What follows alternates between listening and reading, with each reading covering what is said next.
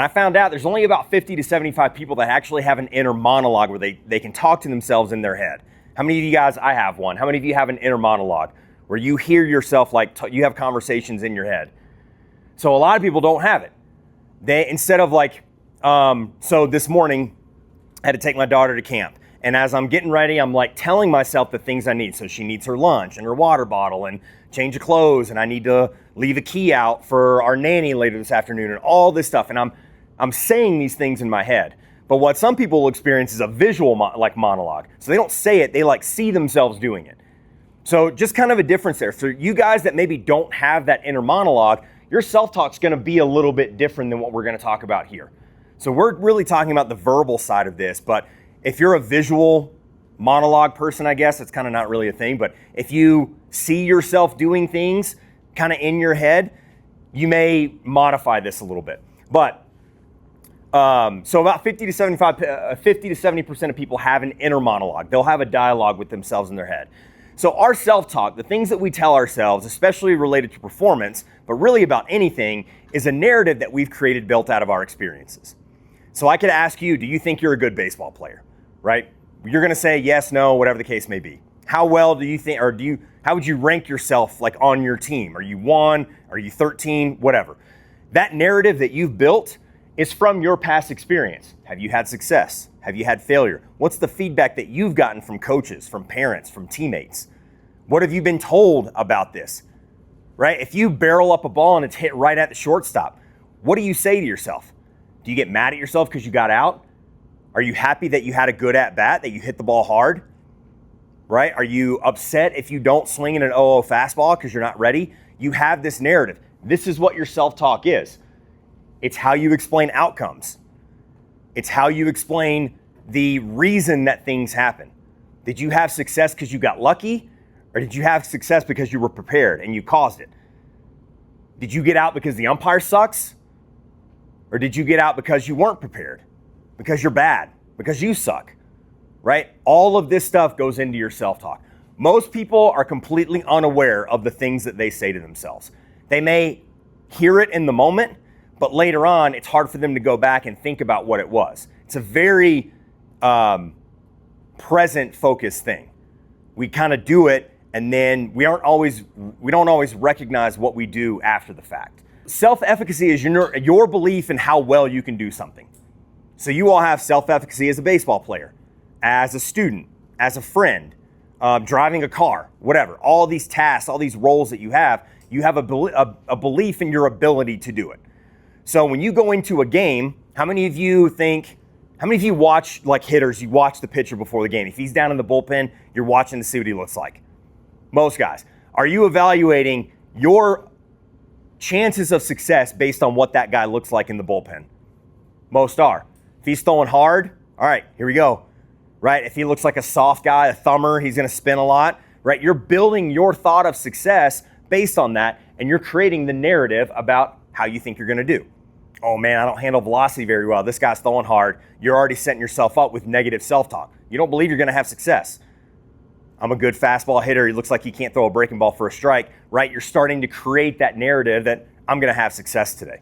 So controlling this can be really difficult to do, but there is a way to do it. Self-talk is automatic. Used to be back in the day in this field, in sports psychology, they would talk about trying to eliminate negative self-talk.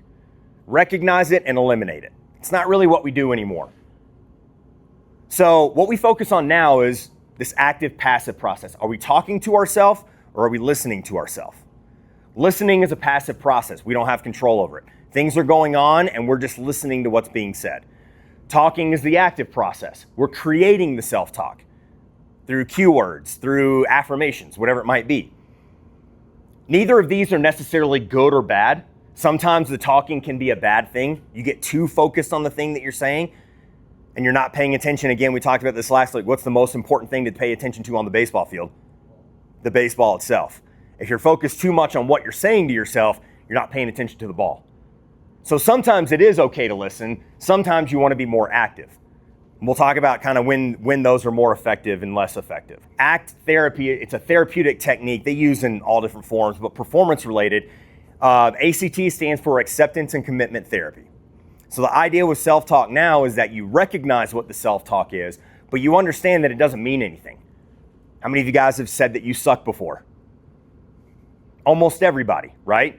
Does it mean anything? Not necessarily. It can if you allow it to.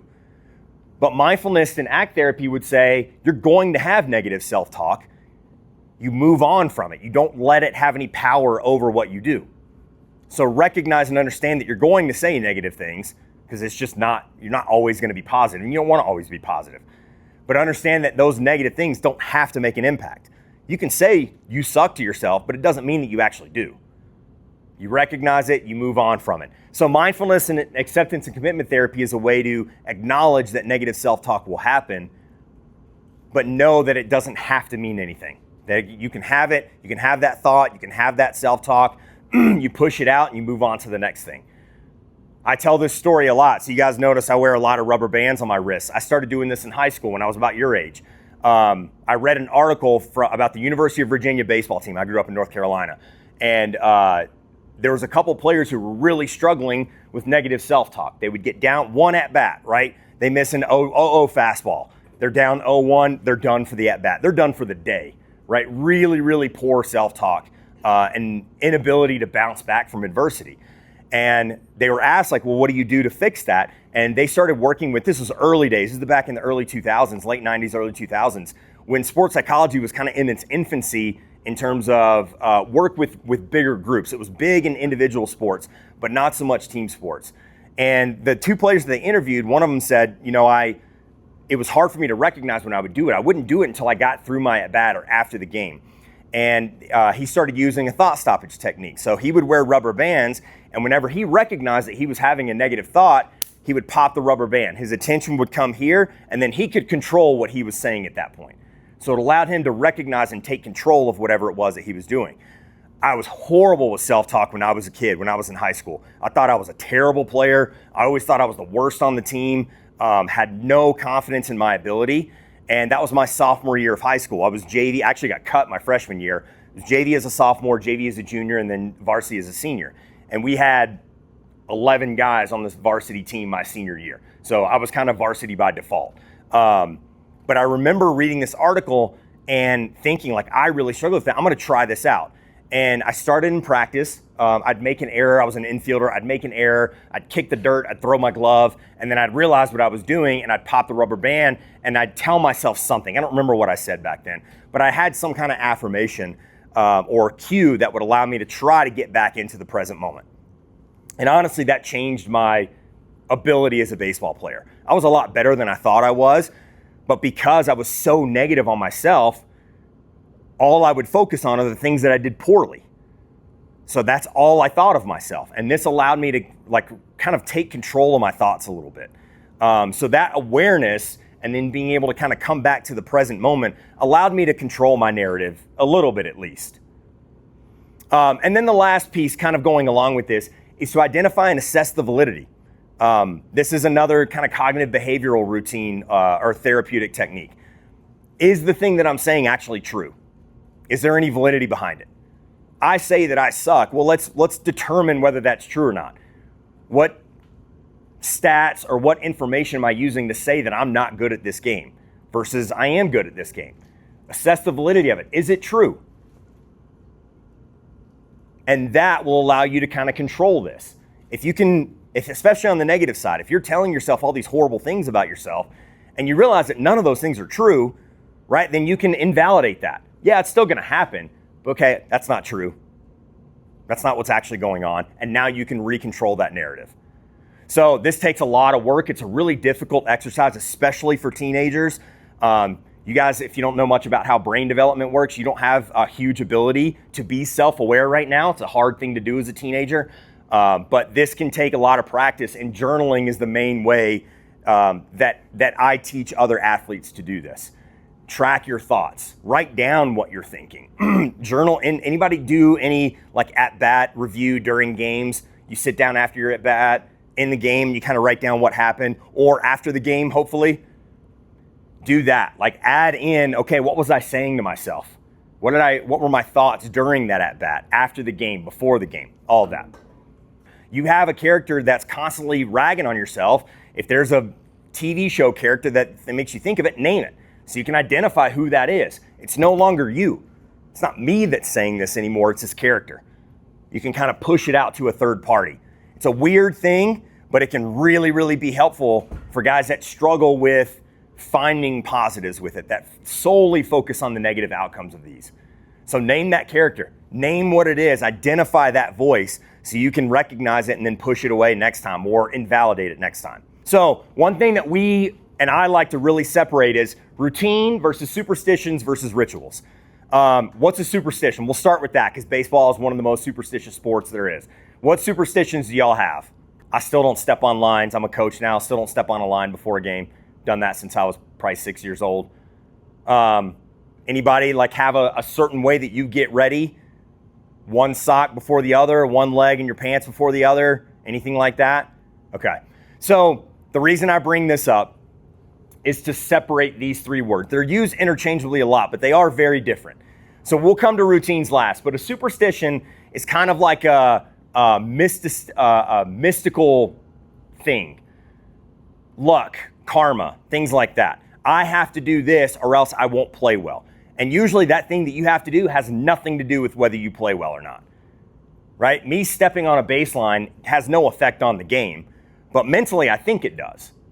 Me putting my right sock on before my left has nothing to do with whether I'll play well, but I think that it does.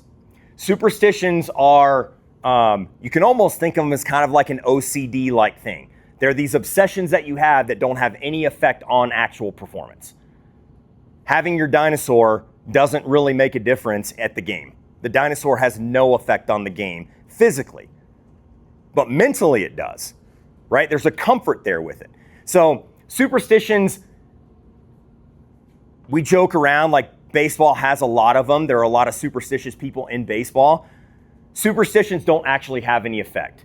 And where that becomes a detriment is then when you think that they do. So not having the dinosaur there, you think the game's gonna go bad. Not being able to wear a hat under your mask, specifically a black hat. Was there an adjustment when you couldn't wear the black hat for the spring? You didn't. Like wearing a hat under your mask, wearing a black hat under your mask has no effect, right? Zero effect. But because you think it does, it becomes important. Now, when you can't do it, you pay attention. Where does your attention go when you don't have your superstition?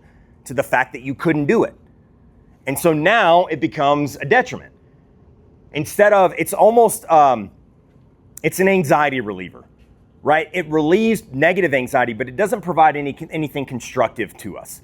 Being able to do it only alleviates anxiety. It doesn't create confidence. And that's what we want to do. Routines are designed to create confidence. Superstitions are designed to alleviate anxiety. There's value in that, but there's a difference there. Rituals are a little bit more like a routine. The problem with rituals is that they're inflexible. It has to be done this way. And you guys know from spring and especially summer, you don't always have a consistent amount of time to get ready for a game. You don't always have a consistent role to get ready for a game, right? You're not always a starter or always off the bench or always relieving or whatever it is. You're doing different things each time. If you have a really specific routine or ritual that you have to do every single time or else you won't be ready, it's going to fall apart. When you don't have those ideal conditions, you're not going to be prepared. Question? Okay. So what we want to do is try to get rid of rituals and superstitions and create routines. Routines are systematic. There's consistency with them, but at the same time, there's flexibility. There's things that you want to do, but you don't necessarily have to do. You can modify them to a degree. So instead of, you're supposed to have an hour and 15 minutes before the game, and then something changes and now you got 35 minutes, right? If you've got a ritual that's an hour long, you're not gonna have time to do everything. If you've got a routine built around some kind of core things that you know you want to get done, you can modify from there. You do your physical routine, your stretch, your warm up, whatever, right? You have your environmental routine. You get into whatever space that you need to be in, whatever kind of conditions, environmental conditions you need. And then you've got your mental routine. What are the things that you do to psychologically prepare yourself? So 3 types of routines that I like to talk about. Pre-game, obvious, right? That's probably your big one. How many of you guys have in-game routines? You got your pre-at-bat, you're on deck. What other routines do you have in-game? Yeah. Okay, so how you step into the box, okay? What else? Yeah, pre-pitch routines in between pitches. Normally have about 15 to 20 seconds between pitches. So what do you do with that time when you're on defense? I like to talk about defense a lot. If you're not pitching or catching, how many opportunities do you get per game on defense? 0 to 6, right? If you're a first baseman, you might get a few more. Short, second, center's gonna get the most, corner's gonna get the least, right? You may get 0 in an entire game, but you have to be ready for each one. So that pre-pitch routine becomes really important, that in-game routine. How do you set yourself up for success when you don't know when your opportunity is gonna come? So pre-game, you typically can have a pretty strong structure with that. You have an idea of what you're gonna be able to do. In-game needs to be variable. It needs to be flexible. And then the last one I talk about is a type of in-game routine. It's a switch routine. When things go bad, you make an error. Things kind of spiral out of control. You miss your pitch. The umpire calls a bad call, right? You're a pitcher and you throw a 1-2 or a 1-1 fastball that flip count from 1-2 to 2-1. You throw a fastball on the black and you don't get the call. Now it's 2-1 instead of 1-2. You're frustrated. You're not paying attention to the next pitch. You leave it middle and it gets hit for a double. Those switch routines become important because it allows you to move on from something bad that happens, right? Our typical in-game routine is just preparing for the next thing. But again, we come back to attention. You make an error, something bad happens. Sometimes your attention goes to that thing that just happened. And now you're not ready for the thing that's going to happen. Rogue does a really good job with the release refocus routines. Those are good for in-game and switch occurrences. How do you move on? How do you move past it? So starting to develop these. How many of you have a pretty good structure for your pregame routine, would you say? Less than half, about a third. How many of you have structure for your in-game routine, for your at-bats, for on the mound, for in the field, for on the bases? Do you have one for each of those? Or do you do kind of the same thing for all of them? And then how many of you have something that you do when you make an error, when something bad happens, when you fail? Okay, if you don't have them, this is the time to create them. Summer, fall. So now when spring rolls around, you have something that you can work with. Coaches look for consistency. Who can I depend on that I know is going to give me quality rather than the boom or bust guy? It's great to go 3 for 4 with 2 doubles, but I don't know if I'm going to get that or 0 for 4 with 4 Ks and 3 errors out in the field. I'd much rather have somebody that I can count on that's going to be consistent. So these routines are one of the most vital things that you can do to create consistency. All the stuff that we've talked about before is built into this. Your self-talk, your attention, your breathing. All of those pieces you adapt into a routine so you can find that consistency. So what do effective routines look like? We've got our 3 pieces, our situational. What's the environment that you're in? Pre-game, can you be on the field? Are there batting cages? If there aren't cages, what are you doing? Is there a wall for you to do plyos? If not, what are you doing? Right? How can you modify that stuff? So think about your situational aspect. What do you have access to? Obviously the physical. What do you need physically to get ready? Your stretch. Think about your heart rate, right? Do you need to be ramped up? Do you need to be calmed down? And then the mental side. What are you saying to yourself? All of these skills, all of these tools that we've been talking about this summer. How are you utilizing those in your routines? How are you creating confidence through your mental side, through the mental part of the game? And then the last piece, all of this has to have a purpose. Why are you doing it? Are you doing it because your coaches have told you to? What's the point in that? Find your purpose for it. What do you need to get ready? Each one of you is individual. Each one of you needs something a little bit different. So my routine, pregame routine, probably wouldn't work for most of you because you're not me. Find what you need. Find what's going to create comfort and confidence for you, because that's really what we want. If we can be comfortable in the box, we can be comfortable on the field, we're confident that we can play to whatever our ability is. Then it's talent that takes over. So make sure you're going through, you're starting to create these. If you have no idea where to start writing stuff down. Think about your good games versus your bad games. Good games, what did you do? How did you feel? What did you say to yourself? Bad games, what did you do? How did you feel? What did you say to yourself? Without that information, there's no exit velo for mental skills training, unfortunately. There's no objective data for this. It's all your own subjective ideas. What do I know about myself? What do I remember? What have I learned about myself that's going to allow me to have success? Hey, my name is Baughn. I'm the mental skills coordinator for Rogue Baseball. I grew up playing baseball. I grew up in North Carolina. I played Division I baseball at UNC Asheville. Before my senior year, I blew out my shoulder, really struggled with identity from that, and got into sports psychology. I got my master's from the University of Denver in 2011. I've been working with Rogue for a few years now, coordinating mental skills training for their teams here. One of the biggest pieces that is missing in youth baseball is application of mental skills. We talk a lot about exit velocities and increasing throwing velocity and all the physical things on the field, but what's missing for a lot of programs is how to train. How do you handle adversity? How do you build confidence? How do you bounce back from failure? And how do you define failure? So the training that we do in the classroom, a big piece of that is how do we apply that on the field? The hard thing about mental skills is that it's internal.